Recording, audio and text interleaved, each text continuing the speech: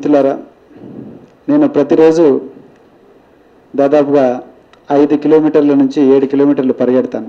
వారానికి కనీసం 35 కిలోమీటర్లు కంపల్సరీ పరిగెడతాను. ఒకప్పుడు స్టూడెంట్ లైఫ్లో నేను సిగరెట్ తాగేవాడిని, కానీ సిగరెట్ తాగుతూ పరిగెట్టేవాడిని అప్పట్లో. కానీ అవన్నీ బంద్ చేశాను. నేను చాలా ఈ ఫిజికల్ ఫిట్నెస్లో చాలా ఇంపార్టెన్స్ ఇస్తాను.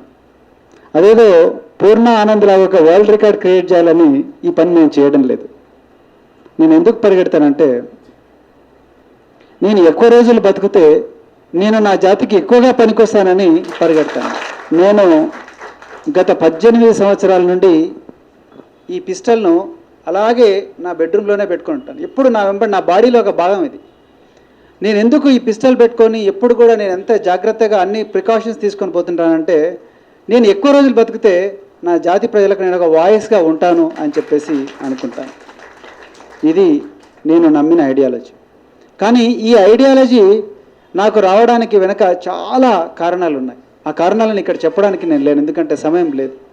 నేను పుట్టి పెరిగిన నేపథ్యం అయితేనేమి, మేము చూసిన అణచివేతనైతేనేమి చిన్నప్పటి నుండి, దాని తర్వాత మమ్మల్ని పెంచిన తల్లిదండ్రులు, మరి యూనివర్సిటీలో వచ్చినప్పుడు మమ్మల్ని పెంచిన మరి నాగయ్య గారు, జేబీరాజు గారు, వీళ్ళందరూ కానీ మేము ఎన్నో బాధలు పడ్డాం. ఆయన కూడా వాళ్ళు మమ్మల్ని అందరినీ పెంచారు. ఇప్పుడు నేను 1980 సంవత్సరాల మాట చెప్తున్నాను. కానీ అక్కడి నుండి ఎంతో కష్టపడి మేము ఎవరికీ తక్కువ కాదని యూనివర్సిటీలో గోల్డ్ మెడల్ సంపాదించుకొని మరి ఐపీఎస్ తెచ్చుకొని మరి ఈ స్థాయికి వచ్చినప్పుడు మరి presidents police medal for gallantry అవన్నీ వచ్చాయి నాకు. కానీ అవన్నిటికన్నా ఇంపార్టెంట్ నాకు ఈ లక్ష్యాన్ని ఛేదించడమే నాకు చాలా చాలా ఇంపార్టెంట్ అనిపించింది. రెండవది, చరిత్ర మరచిన వాడు చరిత్ర సృష్టించలేడని చెప్పేసి బాబాసాహెబ్ చెప్పారు. మన చరిత్ర చాలా ఘనమైన చరిత్ర అని మనం నమ్మాలి. అది మీ అందరికీ నేను సవినయంగా మనవి చేసి చెప్తున్నా. మనకు చాలా ఘనమైన చరిత్ర ఉందని మనం బలంగా నమ్మాలి. అది నమ్మినప్పుడే మనము ఒక గొప్ప కళను కనగలం. ఎస్ఆర్ శంకరన్ ఒక గొప్ప కళ కన్నాడు. బాబాసాహెబ్ అంబేద్కర్ ఒక గొప్ప కళ కన్నాడు. తర్వాత జ్యోతిబా పూలే ఒక గొప్ప కళ కన్నాడు. వీళ్ళందరూ కూడా గొప్ప కళలు కన్నారు. ఎందుకంటే వాళ్ళు మనకు 4000 సంవత్సరాల క్రితం ఉండే ఒక ఘనమైన చరిత్రను నమ్మారు. నిజంగా ఉంది ఈ చరిత్ర మనకని నమ్మారు. అందుకొరకే వాళ్ళు మనకి ఈ విధంగా ఒక మహనీయులుగా తయారయ్యారు. ఈరోజు యూదుల జాతి వాళ్ళకు ఒక గొప్ప చరిత్ర ఉందని ఇప్పటికి కూడా నమ్ముతున్నారు. కాబట్టి ప్రపంచంలో అత్యంత బలమైన శక్తిగా వాళ్ళు మిగిలిపోయారు. ఏ జాతులైతే తమ చరిత్ర గొప్పదని నమ్ముతారో, ఆ చరిత్రను కల్టివేట్ చేసుకుంటారో, ఆ చరిత్రను పునాదిగా వేసుకొని ముందరి ప్రపంచం వైపు చూస్తారో వాళ్ళే ముందరికి పోతారు. మిగతా వాళ్ళందరూ కూడా చరిత్రలో నిర్వాసితులుగానే మిగిలిపోతారని చెప్పి చరిత్ర మనకు చాలాసార్లు పునరావృతం చేసింది. నా రిక్వెస్ట్ మీ అందరికీ ఏమిటంటే, ఆ చరిత్ర మనకుందని బలంగా నమ్మాలి. ఆ చరిత్రలో బాబాసాహెబ్ అంబేద్కర్ లాంటి, మహాత్మా జ్యోతిబా పూలే, కాన్షీరామ్ లాంటి మహనీయులు, సావిత్రిబాయి పూలే లాంటి మహనీయులు ఎంతోమంది ఉన్నారు అని మనం నమ్మాలి. అది మన జాతులకు మనం చెప్పాలి. అందుకొరకే నా పర్సనల్ స్టోరీ, నేను ఏప్రిల్ 14th నాడు నా పిల్లలందరినీ తీసుకొని, నేను నా roommate IAS officer Sampath Kumar అని మేమిద్దరం కూడా మా పిల్లలందరినీ తీసుకొని ఏప్రిల్ 14th నాడు మరి ముస్లిం సోదరులకు మక్కా, మదీనా ఎలా ఉంటాయో మనకు కూడా బాబాసాహెబ్ అంబేద్కర్ పార్కు, కాన్షీరామ్ పార్కు 2 ఉన్నాయి లక్నోలో అని చెప్పేసి మేము ఏప్రిల్ 14th నాడు అక్కడికి పోయి మా పిల్లలందరితో అక్కడే గడిపాము. మా పిల్లలందరికీ కూడా అక్కడ ఒక చరిత్రను చూపించాం. 4000 సంవత్సరాల చరిత్రను చూపించి వీళ్ళందరూ మన కోసం త్యాగం చేశారు, మనమందరం వీళ్ళు ఎందుకోసం త్యాగం చేశారు, ఆ త్యాగం విలువ మనం గుర్తించి మనం కూడా రాబోయే రోజుల్లో అదే చేయాలని చెప్పాం. అదేవిధంగా ఆ రోజే నేను, మా పిల్లలు, మా వైఫ్ అందరం కలిసి ఒకటే నిర్ణయం తీసుకున్నాం. ఈ బిడ్డలు నేను ఒకసారి వాడుకున్నాను. ఈ బిడ్డలు మళ్ళీ ఇంకా ఎంతోమంది గ్రామీణ ప్రాంతాల్లో చాలామంది బిడ్డలు స్వచ్ఛందంగా ఈ బిడ్డలకు రిజర్వేషన్ వద్దు, రిజర్వేషన్ కాకుండా వేరే బిడ్డలకు కూడా వచ్చేటట్టు చూద్దామని చెప్పేసి మా పిల్లలు, నాన్న మీరు నన్ను ఎప్పుడు కూడా, నేను దళితునిగా మీరు నన్ను చూడలేదు, అందుకొరకు నేను కూడా మీరు నన్ను సేవ్ చేశారు, కానీ నాకు వద్దు అని చెప్పేసి మా వాడినప్పుడు తీసేశాను. అది ఎందుకంటే వాడికి కాదు, ఇంకా వేరే వాళ్ళు ఎంతోమంది గ్రామీణ ప్రాంతం ఇలాంటి బిడ్డలు బతుకుతున్నారు, వాళ్ళకి కావాలని చెప్పేసి నాకు అనిపించింది. అందుకొరకు నేను బలంగా నమ్మి, వద్దు బిడ్డ మనకొద్దు, నువ్వు నీ జాబ్ రాకపోని పర్వాలేదు, కానీ ఈ బిడ్డలకు కావాలి, నాకొద్దు. ఎందుకంటే నేను ఒకసారి అనుభవించాను, నేను చాలా మంచిగా బతుకుతున్నాను, కానీ ఈ బిడ్డలకు కావాలని చెప్పి నేను నమ్మాను. అందుకొరకు అది చేశాను. మూడవది, చిన్నది ఒక విషయం మాత్రం నేను తప్పనిసరిగా మీ అందరికీ చెప్పాలి. ఏంటంటే, నిజంగా శేఖర్ బాబు చెప్పినట్టు ఇది చాలా, మేడం కూడా చెప్పారు, సునీత గారు, ఇది చాలా రిస్కీ ఆపరేషన్. ఒక్కసారి ఆలోచించండి, వీళ్ళకి ఏమైనా అయ్యి ఉంటే ఏమన్నా ఉంటే పంజాగుట్ట చివరస్తాలో కంపల్సరీ ప్రవీణ్ కుమార్ను ఊరిదీసేవారు. ఆయన కూడా నేను దానికి సిద్ధమయ్యాను. ఎందుకంటే బాబాసాహెబ్ అంబేద్కర్ ఎవరి సపోర్ట్ లేకుండా కేవలం ఒక చిన్న బరోడా మహారాజ్ సపోర్ట్, ఆయన సృష్టించుకున్న సపోర్ట్ అది. ఆ సపోర్ట్తోని కొలంబియా యూనివర్సిటీ పోయి, అక్కడ నుండి Oxford London school of economics పోయి, ఆక్స్ఫర్డ్ యూనివర్సిటీ పోయి రకరకాల డిగ్రీలు చేసి ఈరోజు కోట్లాది మందికి ఒక ఆశాజీవి అయ్యాడు, ఆశా జ్యోతి అయ్యాడు. మరి ఆ రోజు బాబాసాహెబ్ అంబేద్కర్ ఈ ఆపర్చునిటీ సృష్టించుకోకపోయింటుంటే, ఈ సాహసం చేయుండకపోయింటుంటే, మరి అదే గ్రామంలో పడి నన్ను అందరూ అస్పృశ్యంగా చూస్తున్నారని చెప్పి ఆలోచించుంటే ఈరోజు మా బతుకులన్నీ మారేవి కాదు, మనందరి బతుకులు మారేవి కాదు. కానీ అదే ఆశయం అంటే నాకు ఎప్పుడు కూడా గుర్తుకొచ్చింది, బాబాసాహెబ్ అంబేద్కర్ ఏ సపోర్ట్ లేకుండా ఎవరెస్ట్ కన్నా ఎత్తైన శిఖరాన్ని ఎక్కాడు. మరి మనం కొంచెం సపోర్ట్ అనేది తీసుకోకపోతే ఎక్కకపోతే ఎలాగుంటుందని చెప్పేసి ఈ బిడ్డలందరినీ తయారు చేయడానికి ప్రయత్నం చేశాం. కానీ ఒక్క తండ్రి కూడా ముందరికి రాలేదు, ఒక తల్లి కూడా ముందరికి రాలేదు. అప్పుడు మా స్పోర్ట్స్ ఆఫీసర్ మన్నాను ఎక్కడున్నాడు ఆయన, మరి ఆయన ఒకసారి లేస్తే బాగుంటుంది. ఆయన చాలామంది పీడీలతోని ఈయన జీవితం అంతా కూడా ఈ బిడ్డల కోసం అంకితం చేశాడండి. ఈయన భార్య పిల్లలు వదిలేసుకున్నాడు. ఈయన జీవితం అంతా కూడా జోగిన్ల కోసం, తర్వాత అనాథల కోసం, మొత్తం కూడా 26 సంవత్సరాల నుంచి ఆయన జీవితం అంతా కూడా ఈ పిల్లల కోసం అంకితం చేశాడు. ఏ తల్లిదండ్రి కూడా ముందరికి రాకపోతే ఈయన చాలా వందలాది మంది తల్లిదండ్రులను ఆయన పీడీ నెట్వర్క్లో అందరితో కన్విన్స్ చేసి ఒక 120 మందిని చేశాడు. అదంతా ట్రైనింగ్ అయిపోయిన తర్వాత ట్రైనింగ్లో భువనగిరిలో భారతి అనే ఒక అమ్మాయికి తలకు దెబ్బ తగిలింది. ఆ భారతి అనే అమ్మాయి కూలీల బిడ్డ, పులివెందుల. ఆ అమ్మాయి తలకు దెబ్బ తగిలితే భువనగిరిలో మరి హాస్పిటల్లో ఆ అమ్మాయికి కుట్లేయించిన తర్వాత ఆ అమ్మాయి అక్కడ హాస్పిటల్లో ఉండకుండా, సార్ నేను మా ఫ్రెండ్స్ అందరు ఎక్కుతుంటే నన్ను ఇక్కడ పెడుతున్నారని చెప్పేసి ఆ అమ్మాయి వచ్చి నన్ను భువనగిరి గుట్ట మీద పెట్టండి, మా ఫ్రెండ్స్ అందరు ఎక్కుతుంటే చూస్తానని చెప్పింది తప్ప హాస్పిటల్లో కూర్చోనని చెప్పింది. నేను భారతి గౌలుతోటికి వచ్చిన తర్వాత భారతిని ఏకాంతంగా అడిగాను, భారతిని అసలు ఎవరైనా దెబ్బలు తగిలి 4 కోట్లు పడితే హాస్పిటల్ ఉంటారు, కానీ నువ్వేందమ్మా నువ్వు భువనగిరి గుట్టకొచ్చి అట్లా చూసుకుంటా కూర్చున్నావు అంటే ఆ అమ్మాయి యొక్క మాట అన్నది, సార్ నా ప్రాణం పోయినా మంచిదే, బాబాసాహెబ్ అంబేద్కర్ బొమ్మను ఎవరెస్ట్ శిఖరం మీద పెట్టాలని కలగన్నాను సార్ నేను, అందుకొరకే నేను ఎట్లనే చేయాలి సార్ అని చెప్పేసి ఆ అమ్మాయి లోపల అంత కసి ఉండింది. సో అలాంటి అమ్మాయిలను నేను చూశాను. సో అంత కసి ఉన్న ఈ బిడ్డలకు కొంచెం కూడా అవకాశం ఇవ్వకపోతే నేను నిజంగా గొప్ప నేరం చేసినవాన్ని అనేది నాకు ప్రతిసారి కూడా అనిపించేది.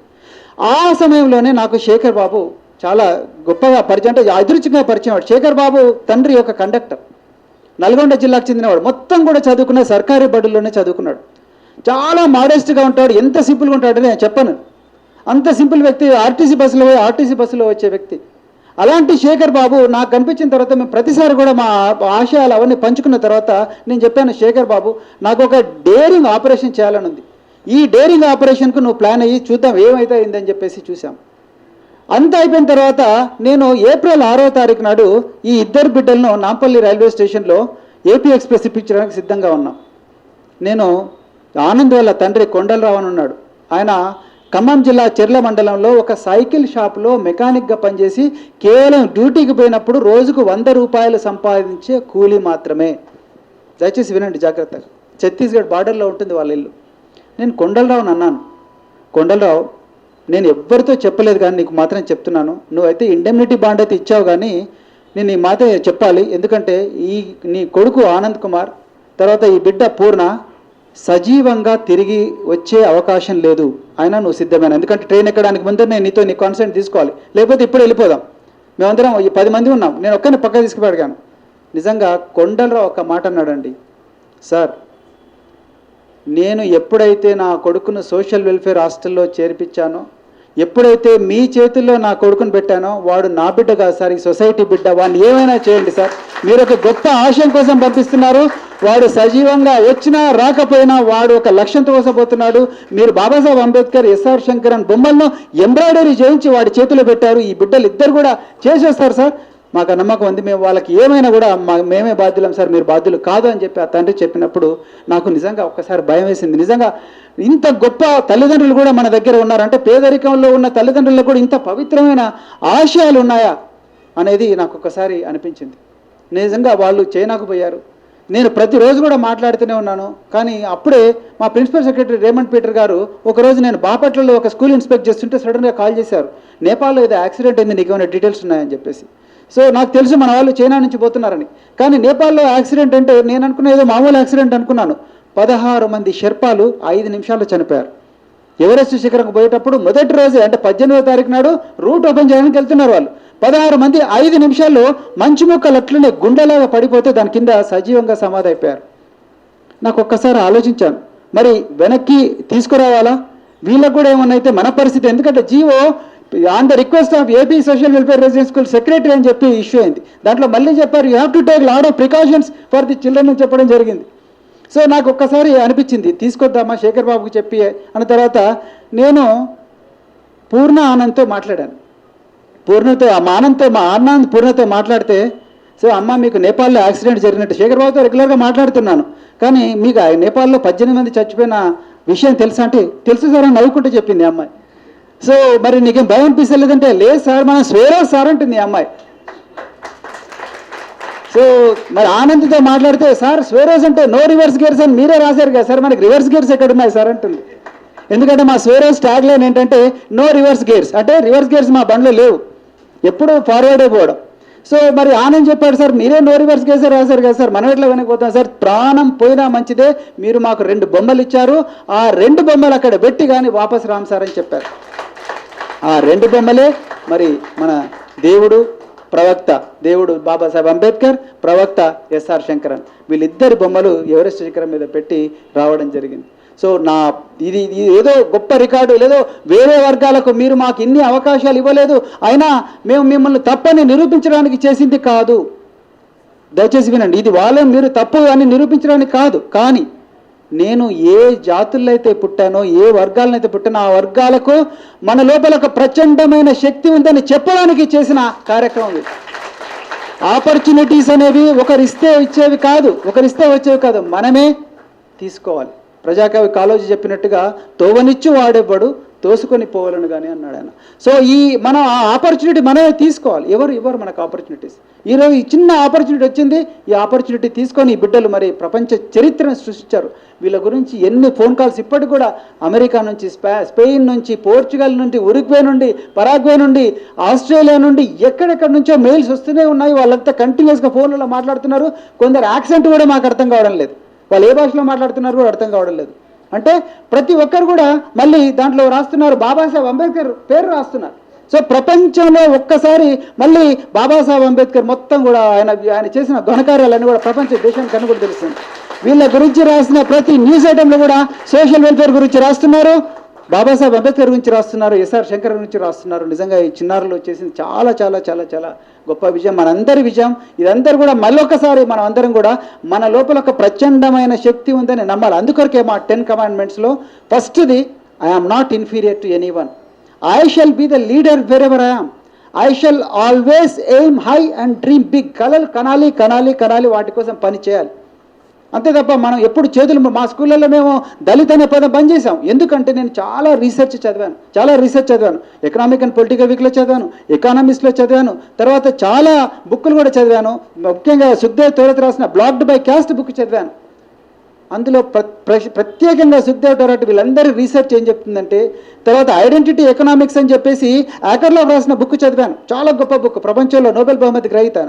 ఇందులో ఏంటంటే ఏ వర్గాలు ఏ జాతులైతే తమను తాము బలహీనులమనో, తమను తాము నిమ్నులమనో, తమను తాము బడుగులమనో, తమను తాము దళితులమని చెప్పేసి ఎవరైతే తమను తాము నిందించుకుంటారో వారు తమ లోపల ఉండే విస్ఫోటక శక్తి, తమ లోపల ఉండే ప్రచండమైన శక్తిని మరిచిపోయి వాళ్ళు ఆటోమేటిక్గా వాళ్ళకి తెలియకుండానే స్టీరియో టైపింగ్కి విక్టిమ్స్ అవుతారని చెప్పేసి రీసెర్చ్ చెప్తుంది. నేనేదో కలలు కానీ నాకెవరో చెప్పిన మాట కాదు మిత్రులారా, ఇది చాలా శాస్త్రీయంగా సైంటిఫిక్ ఎవిడెన్స్తోని ఈ దళిత అనే పదం మా స్కూళ్ళలో నిషేధించి స్వేరో అంటే ఈ బిడ్డలను మన గ్రామాల్లో వివక్ష లేదు అని చెప్పడానికి వీళ్ళని స్వేరోలను పిలవడం లేదు. మనకు అంబేద్కర్, నేను అమెరికాలో చాలామంది మిత్రుల ఇంట్లోకి వెళ్ళాను, అందరూ కూడా సోషల్ హాస్టల్ చదువుకున్నారు, కానీ ఎవరిలో చూసినా యేసుక్రీస్తు బొమ్మ ఉంది తప్ప అంబేద్కర్ బొమ్మ లేదండి. చాలా బ్యాడ్, చాలా సిగ్గుపడాల్సిన విషయం. యేసుక్రీస్తు బొమ్మ ఉంది కానీ అంబేద్కర్ బొమ్మ లేదు. సో అలాంటి పరిస్థితి పిల్లలకు రాకూడదని మేము ప్రతి చోట కూడా అంబేద్కర్ జీవిత చరిత్ర గురించి చెప్తున్నాము. శంకరన్ అక్టోబర్ 22 శంకరన్ బర్త్డే మా దగ్గర పండగలాగా చేసుకుంటాం, దాన్ని స్వేరోజ్ డే అంటున్నాం. పోయినసారి రవీంద్ర భారతిలో చేసుకున్నాం, చాలామంది పెద్దలు ఇక్కడి నుంచి వచ్చారు అక్కడికి. సో అంటే మన చరిత్ర, మన ఘనమైన చరిత్ర చెప్పుకుంటూనే మన వాస్తవిక పరిస్థితులను ఈ బిడ్డలకు వివరిస్తూనే మనము ఎప్పుడు మన చరిత్రలో మన అణచివేతను ప్రతిసారి గుర్తు చేసుకొని కృంగిపోకుండా భవిష్యత్తులో ఉండే గొప్ప అవకాశాల గురించి ప్రతిరోజు కూడా ఈ బిడ్డలకు చెప్పే విధంగా మేము తయారు చేస్తున్నాం. అందుకొరకు ఈ సమ్మర్లో 10,000 మంది బిడ్డలు కూలి పని చేయాల్సిన బిడ్డలను సమ్మర్ క్యాంపులోకి తీసుకొచ్చి America, Australia, Brazil, Portugal, Kenya, ఎక్కడెక్కడి నుంచో మెక్సికో నుంచి చాలామంది విద్యార్థులను తీసుకొచ్చి ఈ బిడ్డలతో 1 మంత్ ఉండేటట్టుగా చూసి ఒక ఇంటర్నేషనల్ ఎగ్జాంపుల్ పెట్టి మీరు అందరికన్నా ముఖ్యంగా ఈ గ్లోబల్ రెవల్యూషన్లో మీరు అగ్రగామిగా ఉండాలని చెప్పి ఈ బిడ్డలకు చెప్పడం జరిగింది. వాళ్ళకు సంగీతం నేర్పించడం జరిగింది, హిందుస్థానీ సంగీతం, క్లాసికల్ సంగీతం, ఈ వెస్ట్రన్ క్లాసికల్ నేర్పించడం జరిగింది, రోబోటిక్స్ నేర్పించడం జరిగింది, కోడింగ్ నేర్పించడం జరిగింది. కోడింగ్ అనేది చాలా కష్టం, కోడింగ్ నేర్పించడం జరిగింది. అలా ఇంకా చెప్పుకుంటూ పోతే చాలా చాలా ఉన్నాయి. ఎందుకు చెప్తున్నానంటే మనకు భవిష్యత్తు చాలా బంగారంగా ఉంది. తర్వాత 10 రోజుల్లోనే కథ, స్క్రీన్ ప్లే, దర్శకత్వం, మాటలు, పాటలు, అన్నీ కూడా పిల్లలతో చేయించి నిన్న మరి పెద్దలు మాధవరావు సార్ వచ్చారు. చాలా చక్కగా ప్రసాద్ ల్యాబొరేటరీలో 3 ఫిలిమ్స్ రిలీజ్ చేశామండి. పిల్లలే మొత్తం కథా స్క్రీన్ ప్లే మొత్తం పిల్లలే చేశారు. నిన్న 3 ఫిలిమ్స్ రిలీజ్ చేశాం. సో ఎందుకు చెప్తున్నానంటే మనం కళలు కనాలి, ఆ కళల కోసం పని చేయాలి. అండ్ ఫార్చునేట్లీ మరొకసారి చెప్తున్నాను, ఈరోజు మల్లేపల్లి లక్ష్మయ్య గారు, నేను కరీంనగర్ ఎస్పీకి ఉన్నప్పుడు ఆంధ్రజ్యోతిలోనో వార్తల్లోనో అప్పుడు రామచంద్రమూర్తి గారు ఎడిటర్ వార్తకు అప్పుడే స్పెషల్ కాంపోనెంట్ ప్లాన్ గురించి రాశారు. అప్పట్లో ఎస్సీ సప్లై అని మాకు తెలియదు, స్పెషల్ కాంపోనెంట్ గురించి రాశారు. ఈరోజు మా అందరికీ ఇంత కళలు కన్నా ఇంది కళలకు నిజంగా ఒక బలం వస్తుంది, దీనికి ఒక భౌతిక రూపం వస్తుందంటే కేవలం ఈ ఎస్సీ సప్లై అని మాత్రం మీ అందరికీ నేను సభ్యంగా మనవి చేస్తున్నాను. ఈ సప్లై లేకపోతే మాకు కళలు కనేవాళ్ళం కాదు, మరి ఈ కళలకు ఒక ఆకారం కూడా భౌతిక రూపం కూడా వచ్చేది కాదు. సో మరి ఈ అవకాశం నిజంగా చాలా గొప్ప అవకాశం. మనకు భవిష్యత్తు చాలా బంగారు లాంటి భవిష్యత్తు. రాబోయే రోజుల్లో 2030 నాటికి 47% ఉద్యోగాలు కంప్యూటర్లు చేయబోతున్నాయి. 47% ఉద్యోగాలు కంప్యూటర్లు చేయబోతున్నాయి. 80% మెడికల్ నీడ్స్ అంతా కూడా కంప్యూటర్సే చేయబోతున్నాయి. దాదాపుగా 60% మొత్తం కూడా అగ్రికల్చర్ అంతా కూడా మెషిన్ల చేతుల్లోకి పోబోతుంది. 50% ఆర్మీ మెషిన్లు చేయబోతున్నాయి. ఇప్పటికే ప్రపంచంలో యుద్ధాలన్నీ కూడా రోబోటిక్స్, తర్వాత డ్రోన్ల వల్ల జరుగుతున్నాయి. నేను అడిగేది ఏంటంటే డ్రైవర్ లేని కార్లు రాబోతున్నాయి, 3D ప్రింటింగ్ వల్ల ఇండ్లు ప్రింట్ కాబోతున్నాయి. నేను అడిగే క్వశ్చన్ ఏమిటంటే మరి ఇవన్నీ మెషిన్లే చేస్తే మన జాతులు ఏవైతే కూలీనాలు చేసుకునే జాతులు, పెయింటర్ పని చేసుకునే జాతులు, డ్రైవర్ పని చేసే జాతులు, వాటి నుంచి భవిష్యత్తు జాతులు, వీళ్ళందరూ కూడా ఏం కావాలి అంటే కనీసం ఇప్పుడైతే పర్వాలేదు, మరి రాబోయే రోజుల్లో ఈ పిల్లలు లాంటి వాళ్ళు వీళ్ళు ఏం కావాలి? అందుకొరకే మనం భవిష్యత్తు వైపు చూడాలి, ఇంగ్లీషు బాగా నేర్చుకోవాలి, కంప్యూటర్లు బాగా నేర్చుకోవాలి, కోడింగ్ బాగా నేర్చుకోవాలి. అండ్ చివరిగా నేను ఒక్కటే మీకు చెప్పేది ఏంటంటే ఎవరెస్ట్ శిఖరం ఎక్కడం అనేది అంతం కాదు, ఇది కేవలం ఆరంభం మాత్రమే. దయచేసి ఈ అవకాశం ఇచ్చిన నిజంగా ప్రెస్ క్లబ్ ఇంత క్రిక్కిరిసి ఉండడం అనేది నా 30 సంవత్సరాల జీవితంలో మొట్టమొదటిసారి. నేను ప్రెస్ క్లబ్కి చాలాసార్లు వచ్చాను, కానీ నా 30 సంవత్సరాల జీవితంలో ఇది చాలా చాలా గొప్ప సన్నివేశం, ఇది ఒక గొప్ప చరిత్ర. మరి రాబోయే ఈ 4000 సంవత్సరాల చరిత్రలో మరి రాబోయే 4 బిలియన్ల చరిత్ర ఏదైతే ఉందో ఈ 4 బిలియన్ల చరిత్రలో ఈ మే 25 5 గంటల నుండి 7 గంటల సమయం ఏదైతే ఉందో అది చాలా చాలా పవిత్రమైన సమయం అనేది మీకు చెప్తూ మరి చివరిగా మేము ప్రతి సంవత్సరం కూడా మార్చి 15 నుండి ఏప్రిల్ 14 వరకు భీమ దీక్ష చేస్తాము. భీమ దీక్ష అంటే మరి ఆ సమయంలో మేము లిక్కర్ అంటే అఫ్కోర్స్ మేము బంద్ చేసాము, బట్ ఎప్పుడు కూడా ఆ 30 రోజులు మాత్రం ఈ అంబేద్కర్ ఫిలాసఫీ గురించి, ఈ శంకరన్ జీవిత చరిత్ర గురించి, ఈ మైనీల జీవిత చరిత్ర గురించి చదువుతాము. రెండవది ఆ టైంలో కంపల్సరీ ఫ్యామిలీతో సహా సోషల్ వెల్ఫేర్ హాస్టళ్ళు, రెసిడెన్స్ స్కూల్స్ విజిట్ చేసి వీళ్ళందరికీ మన జీవిత చరిత్రల గురించి, మేము ఈరోజు కార్లలో తిరుగుతున్నాం, నేను ఏ విధంగా ఈ స్థాయికి వచ్చానని చెప్తాము. తర్వాత మూడోది ఆ టైంలో బర్త్డేలు ఏవి జరిగినా కూడా ఈ బుక్లే బహుకరిస్తాము. తర్వాత 4వది ఏంటంటే లిక్కరు, గుట్కా, పాను, తర్వాత ఇవన్నీ ఉండవు, నాన్ వెజ్ కూడా ఉండదు ఆ సమయంలో. సో అందుకొరకు అది చాలా చాలా పవిత్రమైన మాసం. మరి మీరందరూ కూడా దాని గురించి ఒకసారి ఆలోచిస్తారని చెప్పేసి కోరుకుంటూ మరి అవకాశం ఇచ్చిన మీ అందరూ కూడా పేరు పేరున జై భీమ్, జై స్వెరోస్.